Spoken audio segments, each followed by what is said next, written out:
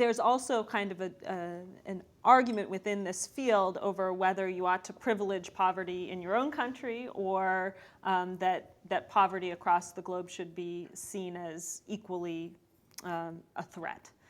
And you've come down in the second camp, and I wonder, why?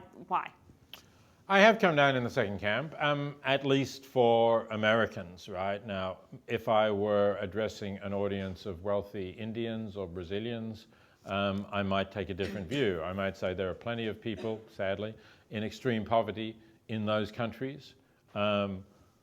You are in a position to help them, and that's what you ought to do.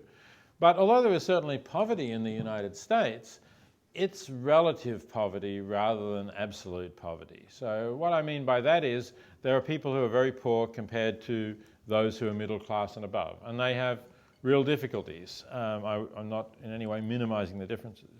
I'm not minimizing the difficulties that they have. But think about the cost of actually making a significant difference to their lives. In the United States, you're, I think, below the poverty line, if I remember roughly rightly, if you're a family of four earning less than $22,000. And I'm sure we can understand that it would be very difficult to support a family of four. But even if you are below that poverty line there, you do have access to safe drinking water, you have access to sanitation. If you're seriously ill, if you're below the poverty line, you can get Medicaid.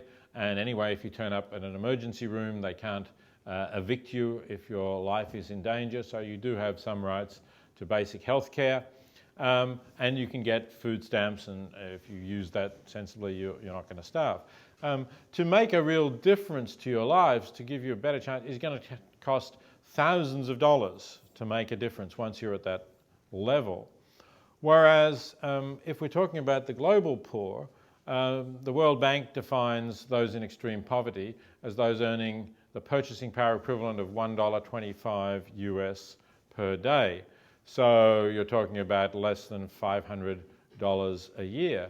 So obviously, if you're considering how much will it take to help people earning $500 a year, people who don't have safe drinking water or don't have sanitation or have no health care at all, whose lives maybe are endangered because they don't have bed nets to protect them against malaria, or because their kids have not been vaccinated against measles, or because if their kids get diarrhea, they can't get oral rehydration therapy.